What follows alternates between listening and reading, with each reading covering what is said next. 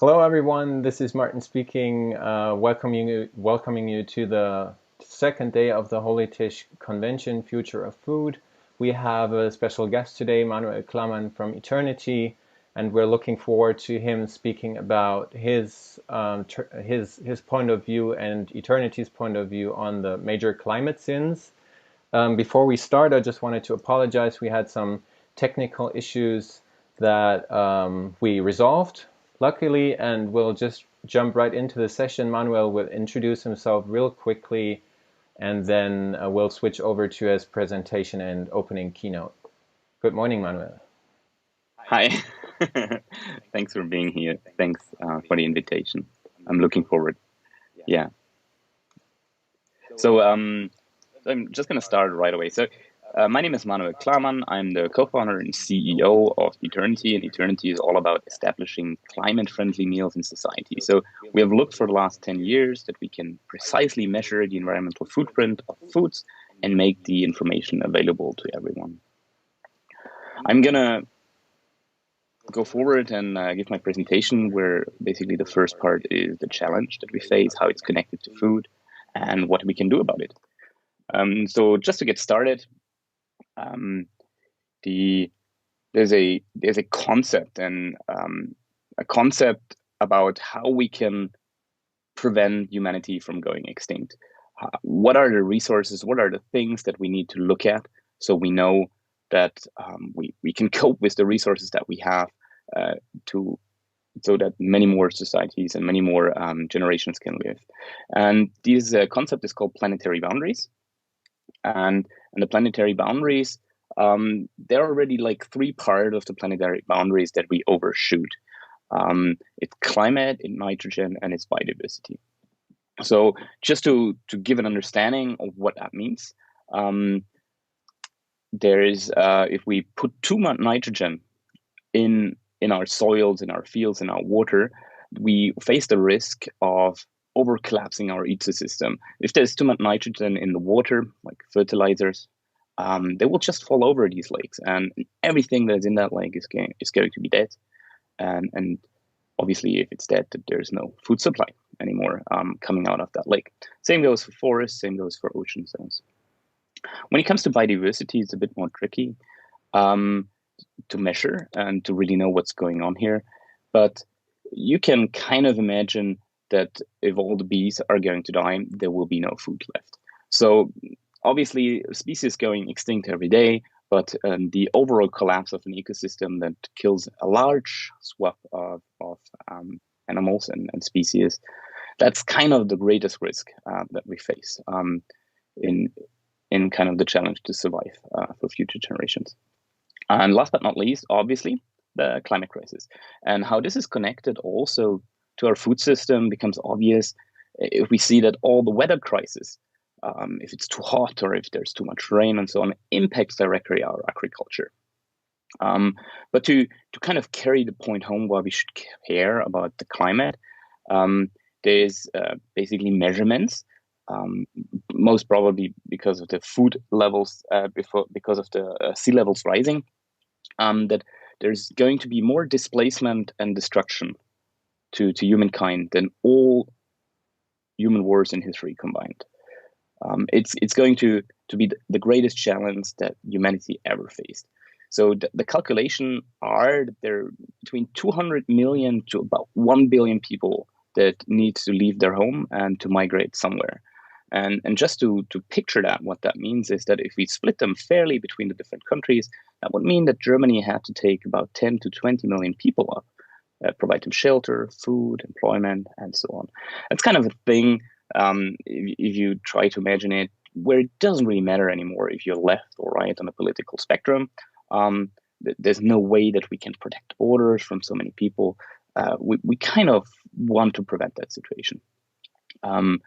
It would be really stupid not to.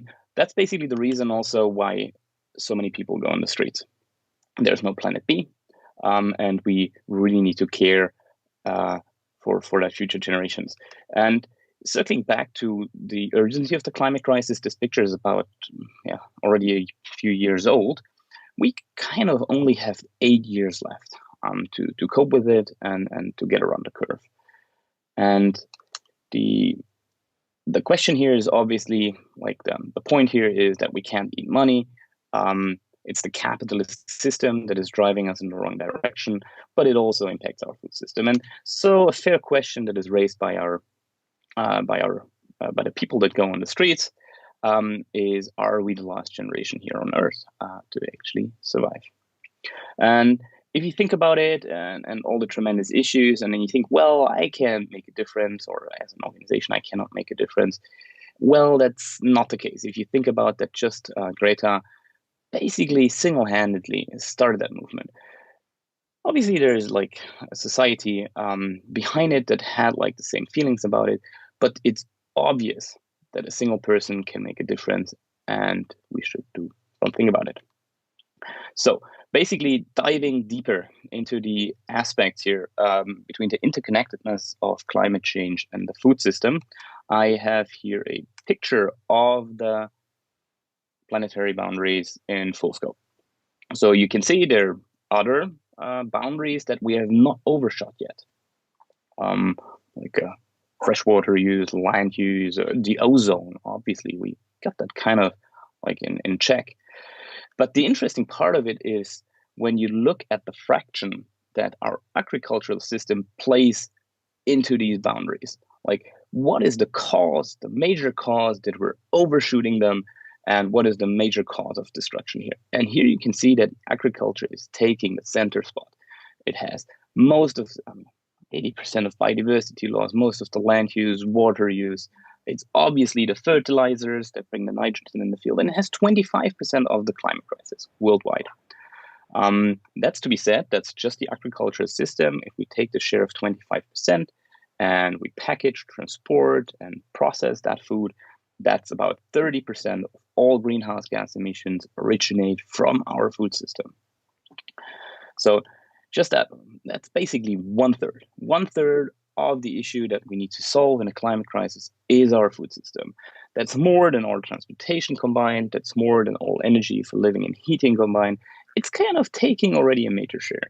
And if you do the calculation for Germany, where like the estimates are without gray emissions that we emit 12 tons of CO2 per person, basically our food system in Germany takes to 3 tons of CO2 per person a year. You kind of can make the calculation yourself that in order to reach the climate goals, we need to reduce at least by 2/3 of the greenhouse gas emissions in our food system. So we're at 3 tons and we need to get below 1 ton, because 1 ton is basically the goal for the whole greenhouse gas emissions that we have as a person per year. But the interesting twist about our food system is that obviously our population is going to grow and the climate system is going to impact our produce of food. And so the projection is obviously with the advent of renewable energies, that is not just going to be 1/3 of all greenhouse gas emissions, but it's about to be 2/3. And like, if you didn't get it by now, that food system is at the heart and the center of the climate crisis and the survival of our human species, now you should have gotten it. But there's hope. Obviously, there's hope because we can decide right now, like at that very moment where you're listening, to choose foods that have less than 50% of the greenhouse gas emissions as we have them right now. By choosing delicious foods, by eating healthy, by even spending less money, but being within the scope of how much we need to reduce to be in line with a sustainable food future. So someone actually sat down and did the calculation what a diet looks like, so that it's within the scope of all the planetary boundaries, not the climate crisis, and it's also a healthy composition of a diet. This was Marco Springmann, that was published in Nature and later became the Eat Lancet Commission report. And here you see this nice plate with all these fractions and on all these numbers, what our diet should look like by the year 2050 globally. But if you think about Germany and its wealth, we should reach that point by 2030 because we need to be pioneering these ideas and the solutions. So this diet, just to cut it short, basically means that if we do the most, in reducing food waste, in shortening transportation, and like increasing efficiency along the whole food chain, we still need to change our diet to reduce 50 to 64% of the greenhouse gas emission by changing our dietary habits towards eating a maximum portion of red meat once a week. So there's just one piece of beef or pig, and piece, it's 100 grams that we're allowed to eat per week. There's still, like poultry, there's still chicken that we can eat one portion and fish that we can eat one portion. But we need to reduce our meat consumption, red meat consumption by 84% in comparison to what we're eating right now in Germany. Also, the milk consumption needs to go down to 250 milliliters per day. That's about 2 liters per week. That is obviously not just milk, but it's everything in cheese and yogurt and so on manufactured. So this is also a pretty large reduction, 75%. Of what we're eating right now. So if you think about that and think, well, can we change like everyone eating like this by tomorrow? No, it's obviously not possible. That's just too much of a challenge. But on the other hand, if you think about it, what we have eaten 50 to 60 years ago, you see, well, that was basically our diet a couple of years, 2 generations before. So it's kind of a healthy diet. It's kind of a composition that could be culturally acceptable. We just need to find out like the different ways to facilitate it, to communicate it, and to raise the perception and the value of and the importance of that diet composition towards society, to make it accessible, and to have people understand that it's not just about like their personal luxury to eat a lot of meat, but there's other things at stake that we need to take care of. And that's kind of the challenge here. That's the challenge that we need to face, and where we need to call to every possible actor to do something about it. We need like restaurants to make delicious climate-friendly meals, obviously more vegan and vegetarian-based. We need to have these food companies like Vegans and Beyond Meat and so on. They create substitute products that taste as delicious and kind of like fill our expectations to what we want to eat, but they're much more climate-friendly. And then we need actors like politicians or like NGOs that establish the labeling of all foods and their CO2 value, and later also obviously raise a tax on carbon for food. So there are multiple actors, but we need everyone on board to create a thorough understanding of what we need to do as a society. So jumping forward to kind of understanding how these numbers come about, how these facts and that are not really debatable, there's a process that is called life cycle assessment. It's kind of this illustration where you see that there are some resources going in, some resources going on for every processes that happen on the field or even before the field. For example, when we grow a tomato.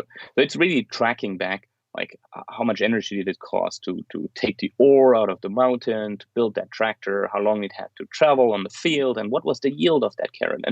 And is chaining all these processes up with the resources going in, where there are chemical interactions and what is coming out, and sums them up. I mean, to be fair, it's really a lot of work just to model just one of these processes. It takes a couple of weeks. But in the end, you get this precise picture about that carrot that, for example, one carrot has 33 grams of CO2 equivalent. And now you have a number. Now you can twist also the little levers, like what happens if I reduce transportation distance, or if it's an organic carrot, how much do I actually improve? And there's 1,000 years of work if you accumulate it across these various scientists that have done that. And in the end, if you look all across these numbers, what you can find out is that there are 3 things that are of very importance that we need to care when we want a sustainable dietary composition. One thing, and I'm basically raising this because there's a lot of misconception about it, is that we need to eat seasonal and local, but it's really not intelligence to eat local if it's not in season, because the greenhouse that we need to heat for the tomatoes in Germany takes more energy than the transportation from Spain where the sun shines more. Also, what is interesting if you look at the asparagus is that it's kind of fine to get produced from overseas with a ship. It has so little impact between like the transportation distances that we need to carry locally, but it makes a big difference if something comes by airplane. what I'm basically trying to tell you here, and a lot of people kind of have it hard to grasp, is that it's kind of okay for the climate crisis to eat avocados, even if they're from far, to eat rice, even if it's from far, or ananas and mango, if they all come by ship. That's totally cool. But finally, if you look at the biggest impact, it's obviously our animal agriculture. You can see the difference between the chicken and the beef. That difference is due to the methane emissions that is coming from the ruminants, from the cow's stomach. And methane obviously has 26 times the impact of CO2. And then obviously cheese has a lot of CO2 because it's a factor of milk, and milk is coming from the cow. But to understand like basically where these emissions come from, it's the concept that if we produce food and then we feed that food to animals, there's a kind of a factor 10 to 20 of loss of resources. Like the calories and proteins that we put into the animal and then we eat the animal, there's a loss of resources. The second is the methane emissions. That is adding on top of that. So finally, obviously in the IPCC climate report that was released in August last year, it also highlighted these aspects of our agriculture towards our food system and said, well, even if we fix everything about renewable energies, if we have solar power, wind power, and so on, and we obviously reduce the biggest thing that we need to face when it comes to climate change, there's still 20% of all greenhouse gas emissions left, and they're due to cutting down rainforest and changing our land use system. Second, it's about bringing out fertilizers on the field. It doesn't matter if it's artificial or natural fertilizers, because the sun shines on it and then it dampens up. And third is the methane emissions. These are the three things that we cannot reduce in any other way than changing our diets. So coming towards kind of a practical or more understandable solution, we've built over the last 12 years a database. Actually, we have not built it, but we basically collect data points from various research institutions, private and public, and accumulate them into one database to make this whole picture feasible, to be able to calculate for every food the climate impact and also other environmental impacts. We have embedded the thing in a technology, in a software that makes it possible to also cope with the dynamic aspects of the greenhouse gas emissions. So, for example, if you look at the different routes, all the food takes and the route change because of seasonality and so on, we can basically do a kind of a Google map thing with industrial goods and look how much is the ship involved, how much do we need a truck to transport these things. And so we dynamically look at seasonalities and transportation distances and so on. Last but not least, if you look at all the impacts that are obviously going into the calculation, it starts with the rainforest deforestation has a big impact. Then you see like the evaporations from the fields of the fertilizers. Then come the methane emissions from cows, where you can also see that aquaponic systems can have a lot of methane. Also, it's not just the cow; it's also the fish that can make problems.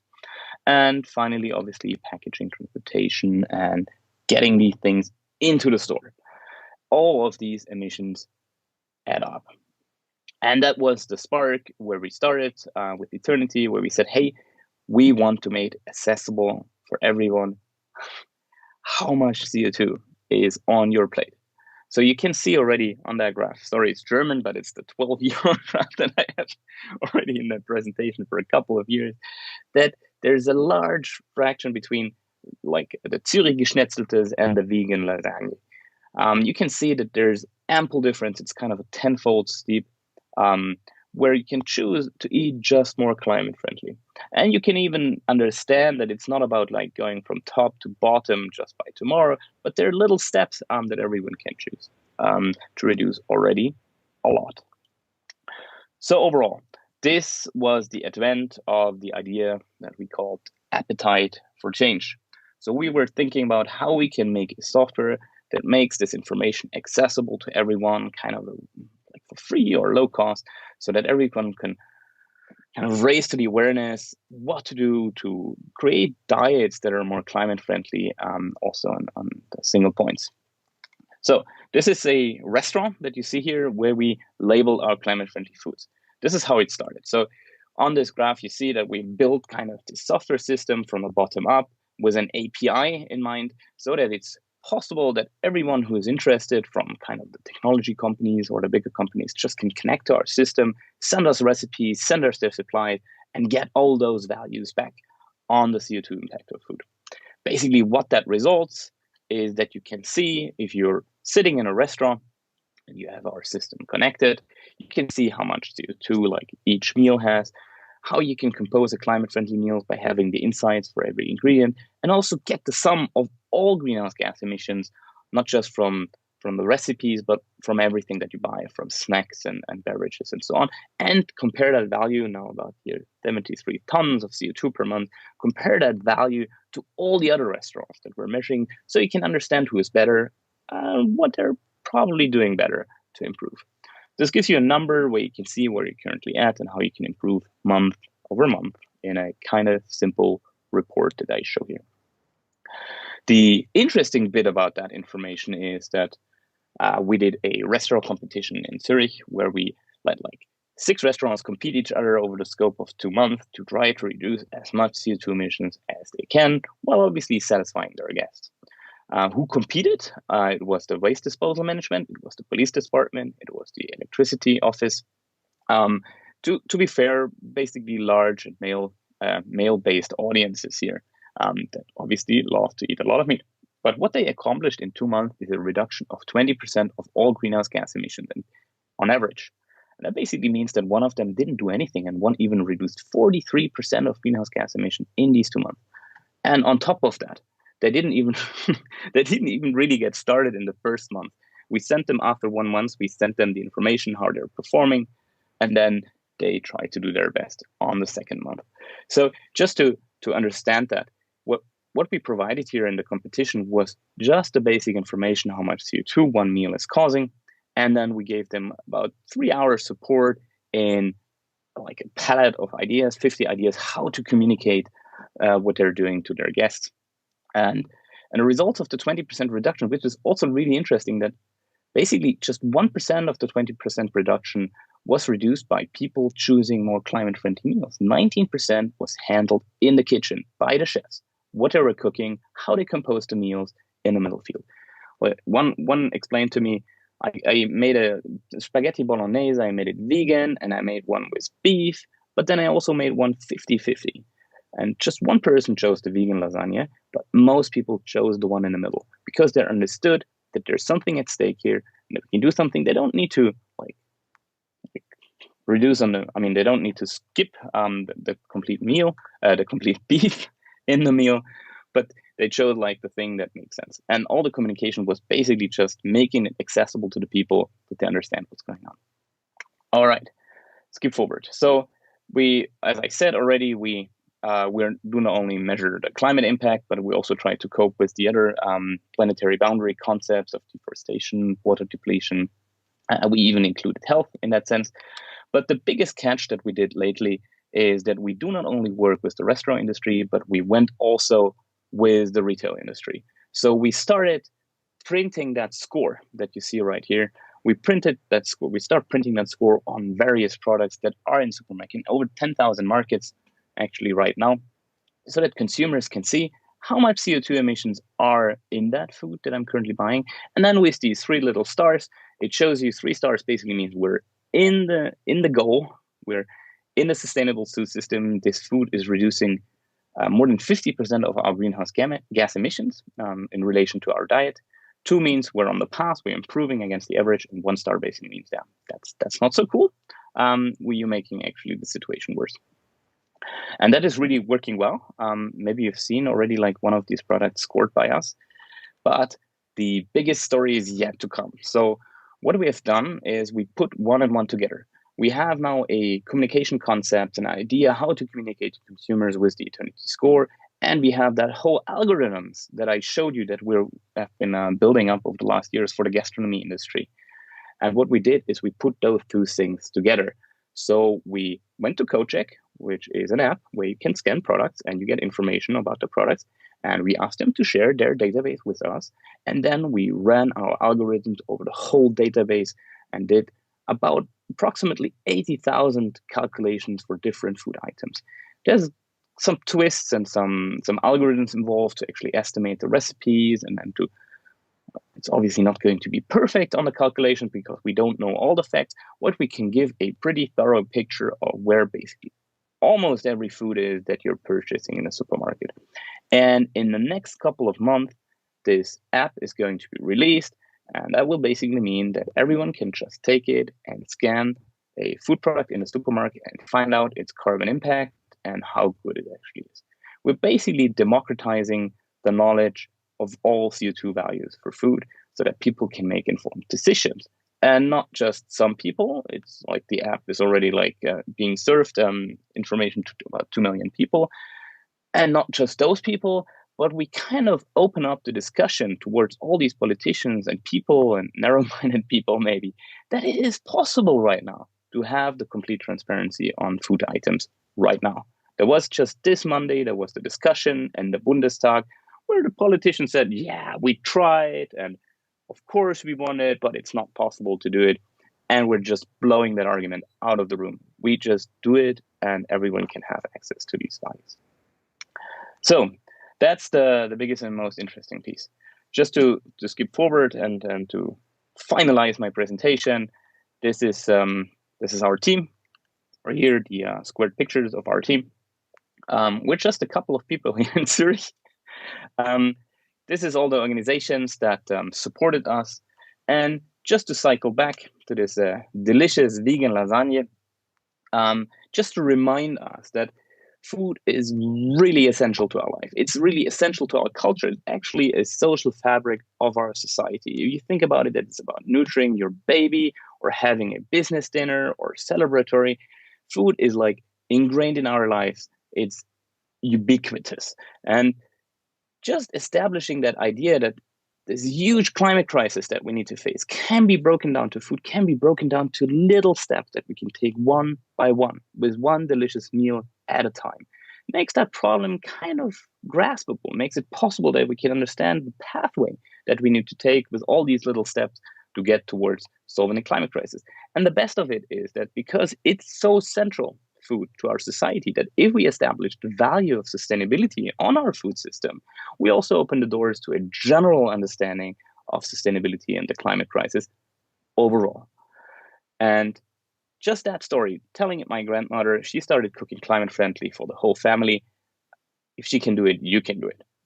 But overall, if you think about it, we take responsibility because we can, not because we have the duty to it. I mean, we obviously have the moral duty, but there's no job or anything delegating us to take responsibility, but we do it because we can, because there are billions of people around the planet who cannot enjoy an education like I or you did, that have no security when it comes to shelter or food, and never have access probably to learning a programming language, to do these things, to make things scalable and accessible.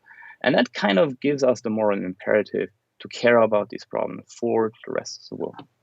Because finally, if we get to eat 3 times climate-friendly a meal a week, we would save.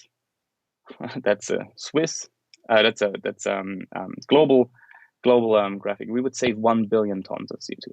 That is more than all electric cars, or it's more efficient than all electric cars and renewable energies. It's kind of the most easiest way to have a personal impact on yourself. So my final message is obviously that all of this can only start by yourself. So start cooking smart for the people that you love, because this is where it can start, and where we can kind of create that beautiful picture of a sustainable future that we and our children all want to live in. Thank you very much for listening. Very much, Manuel, for this wonderful presentation. I'm really happy that you got to introduce that, and I think it's a very important step towards empowerment. People getting the chance to really take responsibility, like you said. We are done with this presentation, but for everyone who's joined us, the deep dive will continue right away. You will find the deep dive link either in YouTube in the description, or if you're going through the Convention Hub in the program, below the program, you will find the link. Manuel will join you there right now, and after that we have a conversation about land grabbing with Eddie Mukibi.